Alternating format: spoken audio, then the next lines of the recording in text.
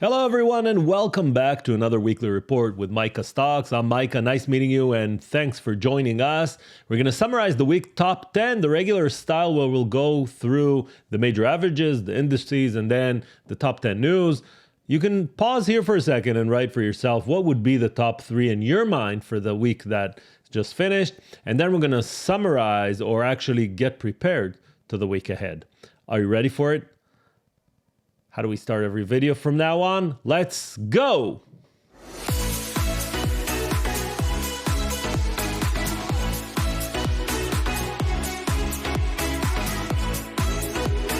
So this is a new intro that we're starting as of today, and this will be joined by our YouTube page, Stock Talk with Micha Stocks. We have now 731 subscribers. If you're new, it would be great if you can click the subscribe button and then here I'll subscribe to myself. No, I won't unsubscribe. I'll keep being subscribed. And then you can change the bell to all. Then every video that we'll start posting, you'll get notified by. By the way, this week there's going to be another video, not only the weekly video, but a video with the Einstein of Wall Street. You don't want to miss that. So bell to all would notify you when this happens. Let's start with the major averages. How do I change the tabs here? Here you go. Major averages for the US. The Dow Jones ended the week with a gain of 0.6%. The S&P 500 a gain of 1.72%. The NASDAQ, which is the triple Qs, 2.43%, and the Russell, the IWM, 2.06%. We can see this jump that was created from Powell speaking. We're going to touch upon that. Don't you worry. And when you look at the crypto market, focus only right now on Bitcoin and Ethereum. Bitcoin is up 4.3% over the week and Ethereum 6.3%. It seems as if the FTX colossal is behind us. Is it? Will there be more damage? We're going to probably talk more about that as well. You can see the heat map. The areas that I want to focus you on are, of course, the more greener sides of the heat map. You can see Microsoft up 3.12%, Google up 2.24%. Even Amazon ended the week on a positive note. On the other hand, you can see Apple, which is still struggling with the stock price. We're going to touch upon Apple and why there are so many headwinds to that. But energy, which is still the best sector for the year, had a difficult week. We're going to touch upon that right now when we talk about the sectors. So communication, and you can see on the column here, ended up 3.47%, consumer discretionary 2.33%, and the laggers were the energy and the financials, minus 1.7% and 0.5% for the financials. Wasn't a strong week for the energy, with oil prices still struggling with a lot of headwinds. These are the top 17 stocks that you are mentioning over and over again. Best performer on the list is the Chinese EV company NIO, ticker NIO, then Shopify and others. And a quick reminder to everyone that anything you see here is not financial advice. Any stock that we mention is just for entertainment and, of course, education only. This is not financial advice. It was on the disclaimer, and I'm just mentioning it again. Let's go back to this table. The worst performer on the table was, of course, PayPal with minus 6.7%, and the energy sector, which we touched upon. So, are you ready for the top 10? Here we go.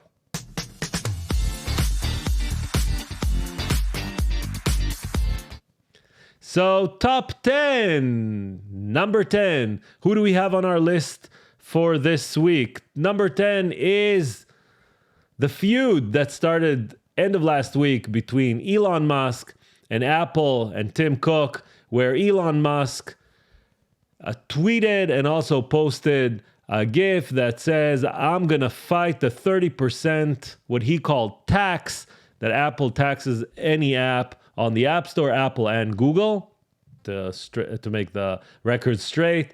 And that created a lot of commotion, both on Twitter, of course, where Elon Musk uses as his own PR, and of course, across different avenues. Even Mark Zuckerberg was a kind of stepping in during DealBook, a conference that was held on Wednesday. We're going to talk about DealBook as well, where he mentioned that Apple App Store policies are not sustainable or a good place to be. So everyone wants Apple to reduce the 30% tax, but 2 days later, this happened. Both Tim Cook and Elon Musk went to Apple headquarters, and you can see them enjoying their walk together. And Elon Musk tweeting, "Thanks, Tim Cook, for taking me around Apple beautiful headquarters." You can see their shadows here. This is Elon Musk with his phone. This is Tim Cook here. And basically putting that feud behind them. But the stocks, you can see that Apple stock is year to date minus 16.88%, which doesn't look good from a technical perspective. When we look from beginning of the year, the stock is going down.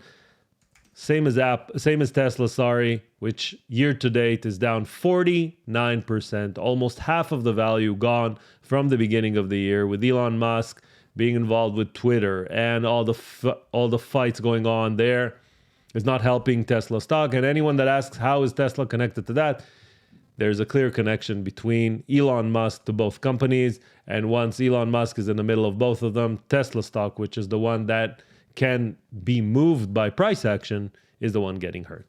That is number 10. Are you ready to move to number 9 on our list? Number 9 this week, Tesla. We didn't leave her, and we're back with Tesla, which on December 1st handed over a few semi-trucks, and by that entering the new market or new segment for electric vehicles, trucks.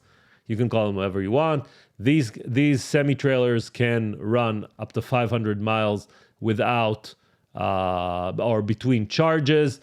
There was a presentation with a lot of information and if you're interested in that, of course, you can go to their YouTube page and see all the presentation. And another headline from Tesla is that during Q3 2023, which is almost a year from now, there's going to be a new Tesla 3 interior. So they're going to upgrade the interior. And that's why those news took number 9 through our top 10. And when we go forward to number 8, it's a competitor, one of the bigger manufacturers of cars, which is Ford.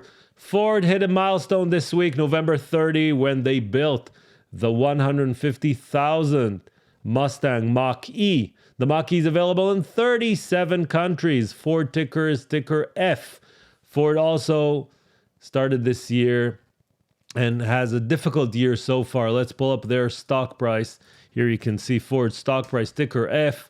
Year to date, they are down 34.84%. You can see that their peak was January this year with a stock price of $24.3, and they're now traded at 13.86. You can see that the stock went up. It's trying to recover, but it's still on the downside. Ford stock, and that is number 8. From Ford, we're going directly to number 7, and number 7 is Biden with the Marijuana Act. So yes, signs of maybe another step forward for the federal cannabis reform. All the cannabis sector is waiting for that. And Biden signs the marijuana research bill. If you're in New York or Colorado, you believe that everything is signed already from the smell on the streets. But it's not federally legal yet. And every progress that is made, every step forward, brings the cannabis stocks to jump in the week that they're trading. And you can see Grow Generation, GRWG, added 37% to their stock price. You can see it here on the column here. By the way, I'm using for these tables Bespoke, which has a subscription model that you can, of course, join. GRWG is a supermarket. It's like the Home Depot for cannabis growers. Added 37.3% to their stock price. Tilray, 18.96. Canopy Growth, 17.2. MJ and MSOS, which are both ETFs that have exposure not only to Canadian listed companies, but also to US listed companies. So we have MJ here, which added 10% to their stock price, and Aurora Cannabis ACB, another 6.6%. 0.06%. That brings us to number 6 on our weekly recap. And number 6 is Black Friday sales. Actually, Black Friday we talked about last week, but we cannot talk about Cyber Monday without Black Friday. So Black Friday topped 9 billion, 9.23, and then comes Cyber Monday, which Adobe forecast of an increase another 5.3, and it's on track to break record despite US inflation. So there is inflation, prices are going up, which means that the amount being sold should go up as well, unless people are spending less. Comes a research that says the Cyber Monday online sale hit a record $11.3 billion driven by demand and not just inflation. And Adobe, which monitors a lot of the online sales, and Cyber Monday is online, gets us that information. And one of the biggest winners is Shopify. Shopify breaks the Cyber Weekend record. Their sales grew by 19% year over year. And I need to thank App Economy Insights and their amazing Twitter handle. And of course, they have a Substack subscription where that you can join as well. So their sales grew. And if you neutralize the Forex exchange, they actually grew by 21%. 73% of the sales were done by mobile. So maybe Apple needs to take a bit less or more, who knows? And you can see that more customers started using Shopify, or actually more websites or more apps use Shopify to get closer to their customers. So Cyber Monday, Black Friday were our number 6. And now going directly to number 5 is Blackstone. Not a good piece of information or not a good piece of news, but very important in the grand scheme of where the market is right now. So Blackstone, a very big fund that's involved in real estate, limits redemption from the real estate vehicle, and that creates a lot of pressure on the stock. Behind the scenes, it means that the real estate is cooling down faster than expected, with something that might break. Something that might break might stop Jerome Powell and the Fed from keep on increasing rates. And the reason for that is every time rates increase, mortgages become more expensive. The ability for families to take on a mortgage is reduced. So the same mortgage that they were able to get now is more expensive, and they can't get the same mortgage, which means that they can't buy the same house, which means that the whole real estate has stopped from running very, very fast and selling above asking price. Right now, everything is in a standstill. Everyone is waiting for the rate hikes to stop. We're going to talk about rate hikes. Maybe it's number 3, 2, 1, who knows? We're going to talk about them. So this news about Blackstone came as a surprise to the market, and you can see Blackstone stock, ticker BX, that before the news actually went up to 91.5%, went down from the news, basically sinking 9.45%, and gaining a bit more at the close of Friday. But right now, 85.16 was the closing price. And when we look year to date, they're down 32.75%. In a regular market environment, you might say that's a lot, but in the tech market environment, and this is not tech, but in the tech market environment where most stocks went down more than that, you might say only 32. It doesn't mean that it's dramatic, but it's dramatic. The fact that they stopped the ability to redeem funds, that is dramatic, and that is a signal that something might break.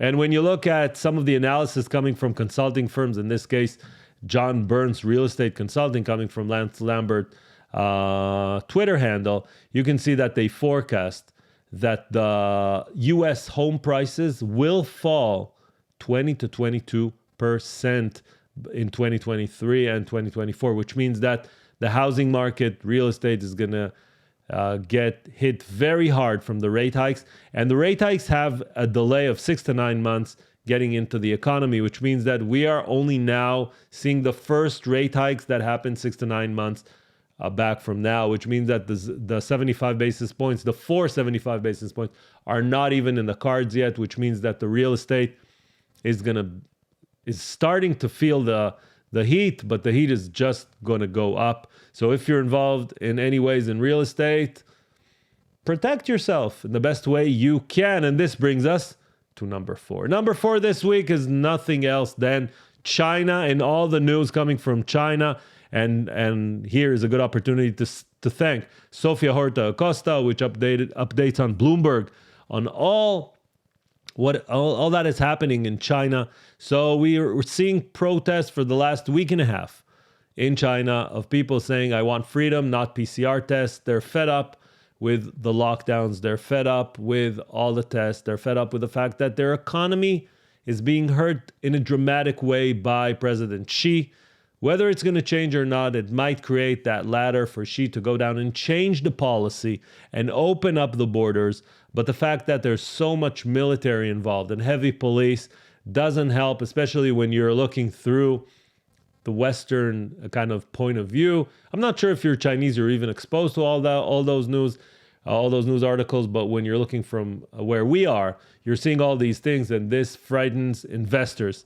Having said all that, that doesn't mean that the stock prices didn't go up. When you look at the Chinese companies from Alibaba all the way to XPEV and you sort them by 5-day performance, you can see that XPEV, one of the Chinese EV makers, their stock gained 61.95%. Now you might say, wow, that's amazing. But when you look back at their stock, you can see that the stock fell so much from the beginning of the year that this is just a bit of advance back to where it should be, to a price of 11.45.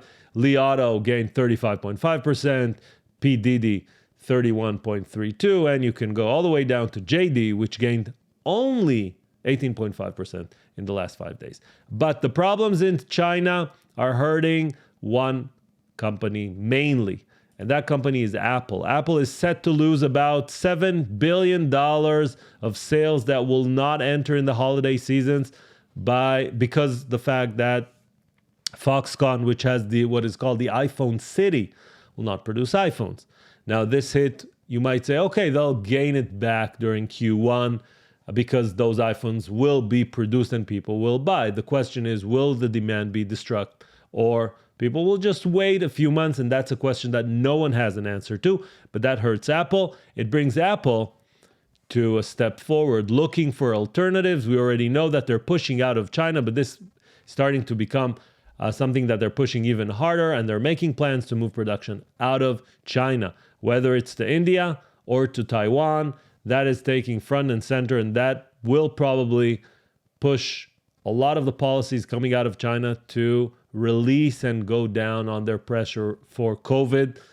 They're not going to say that they're off the COVID zero. They're just going to change a few of the policies there, because if Apple, one of the biggest producers of jobs in China, will step out of China, that would be a big blow to the economy in China. So we talked about the stocks. We are now down to number 3. And number 3 is a group of items, a group of reports coming out from a macro perspective. So on Friday, we got the non-farm payroll employment report, which showed an increase of 263,000 employees in November, which is against what Jerome Powell and the Fed wants. They want a reduction in employment. They want to see more jobs being closed and not opened, which goes against everything. If you want to follow how it's breaking down, you can follow Liz Ann Saunders on her Twitter handle. She broke down the 263 versus the 200,000 between the different sectors. You can see that the payroll grew mainly in leisure and hospitality. Here you can see it here, leisure and hospitality. But on the other hand, retail trade, transportation and warehousing and wholesale trades went down. But that is a report that does not provide the market any tailwind, actually headwinds, because it means that the Fed has a lot more rate hikes that they need to do in order to cool down the employment situation. And we also got the PCE, the Personal Consumption Expenditure Price Index. Why am I mentioning the PCE? From 2 reasons. One is because it came better than expected, or actually in line with the expectation, which means that the prices or the expenses are going down, which is good. Good depending on if you're a merchant or if you're looking at the Fed as an investor. From an investment point of view, this is good. The second reason is because Jerome Powell on Wednesday, when he gave a speech, and we're going to talk about that speech, hint, mentioned the 6%. So it seems like he knew the number beforehand or actually guessed it's going to be 6%. Why is that relevant? This is the leading inflation metric or report that the Fed uses. That's why it's important to see these numbers going down. And the reason why they're going down is because most of the people believe that inflation reached a peak and now it's cooling off. Is it cooling off or not? We don't know, but reports are coming in, and every report makes more and more investors short-term oriented rather than longer-term oriented, because the market is moving in swings that is something very rare. 2022 is going to end as a very volatile year because of all these reports that in the past no one would even listen to what they said. Now everyone's waiting, and the market moves by 1 or 2% from peak to trough on a daily basis because of all that volatility. So that's number 2, employment and PC, which brings us to number 2. That was number 3, sorry. Number 2, Sam Bankman-Fried, Wednesday afternoon, came to, or actually joined, the Zoom call with Andrew Ross Sorkin on DealBook, which is a New York Times conference, and for an hour sat down and explained from his point of view what he remembers and what he doesn't remember. Now, you can go on their YouTube channel and see the whole conversation. I can tell you from my point of view that the conversation seemed a bit strange. Sam Bankman-Fried raised hundreds of millions of dollars from very smart people, venture capitals, investment firms, and he was a very smart person. He sat with lawmakers. He sat in the Hill, in different congressional meetings. He met with anyone and anywho in the business and investment world. Suddenly, a month later, after everything explodes, he doesn't remember anything. Everything was kind of an oversight. He missed this, he missed that. The story doesn't add up. Andrew Ross Sorkin tried to understand how customers' funds went through Alameda, which was the hedge fund that did all the leverage and the brokering and the buying and selling. It's not really clear. He didn't get real answers, and it's a very interesting conversation to listen to, but mainly to take a decision afterwards. What are your feelings about that? Because I don't think we got a straight answer from SBF at any point, but this, no doubt, is a conversation that everyone's going to talk to, and that's why it's number 2. If you really want to know the question that should have been asked and where all the, what is called, the bodies are buried, you can go to this link, and I'll put it in the description below. This link of an opinion coming from David Z. Morris on CoinDesk, which actually, the title is FTX Collapse Was a Crime, Not an Accident. And he goes through all the different things that went wrong with FTX and why it's a criminal act and not something else. Now, I'm not going to go into all the conspiracy theories about the people that were paid and everything around media and things like that. You can probably find that in other YouTube channels. But no doubt this is a very, very interesting and developing story, and that is why it's number 2. And that brings us to number 1. The Grand Master Puppeteer, the Master of Puppets, Jerome Powell. Jerome Powell spoke at the Brookings event where he gave a speech for about 40 minutes, 30 minutes, and then answered questions. And to tell you the truth, he didn't say anything new. He said everything that we already know. That he wants price stability, he wants inflation down, he wants the labor market to cool off, There was nothing that we haven't heard in the last 2 FOMC summaries. The only thing that got the market super excited was the fact that he said that the next rate hikes would probably be lower than the previous ones, which means that they won't be 75 basis points, and the next one would probably be 50 basis points. That is the only new piece of information that at least I captured from the whole discussion with Jerome Powell. But the market loved it so much. You want to know how much the market loved it? Here you go. This is the speech, and this is how the market loved it. The market went up the same day of the speech. The S&P went up 3.3%. Here you can see here on the right-hand side. Let me zoom in. S&P, 3.3% the same day. The Russell, the IWM, 3.63%. And the NASDAQ, the technology, which was hit very hard and is hit very hard this year because of raising rates, went up 4.4% on something that the market already knew. Now, why is it number one? One, because it moved the market in the way that it did. And second, because I don't think Jerome Powell wanted the market to move that way. I think Jerome Powell did not, or still doesn't want the market to move forward in the speed that it does. And right now it puts Jerome Powell in a situation where the market ran too fast, too high, and no one can talk about it. Because as of Friday, 2 days ago, there is a blackout period until the FOMC. Don't worry, we're going to talk about it, about what they can do in the next 10 days. But Jerome Powell is the number one, the market mover, the grand master of markets. So what do we have for next week in store? Let's start with the OPEC. OPEC is meeting. The major oil producers are meeting Sunday in Vienna. They're not actually in Vienna. It's going to be a Zoom call. It was supposed to be in Vienna.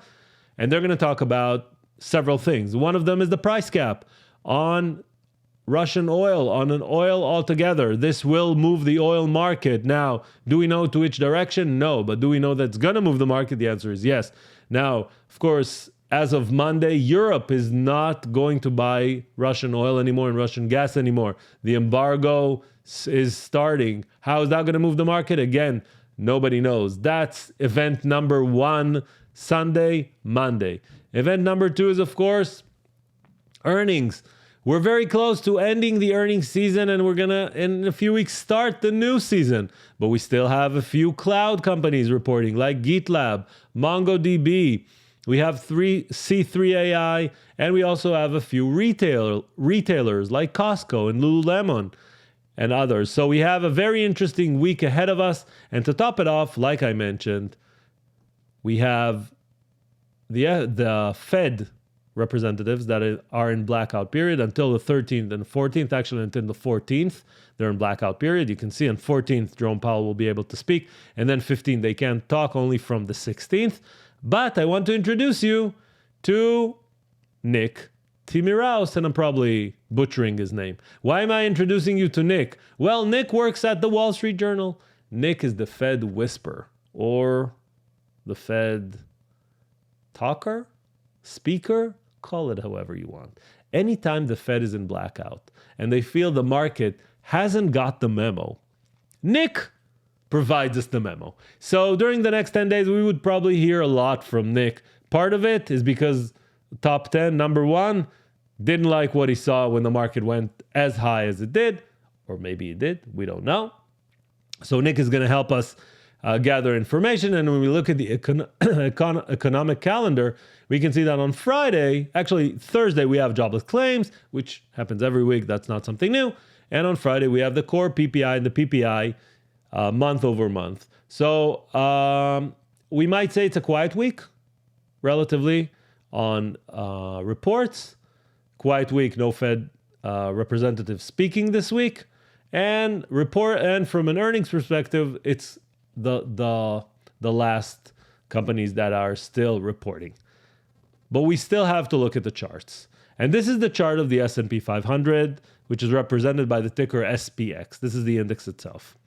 When I take the highs and kind of draw a line here, you can see that from January 4th all the way to where we are now, December 1st, this is from the December 1st, we have lower highs over and over again. Every time we reach this trend line, it becomes a resistance and we fall time after time. We are now at that point.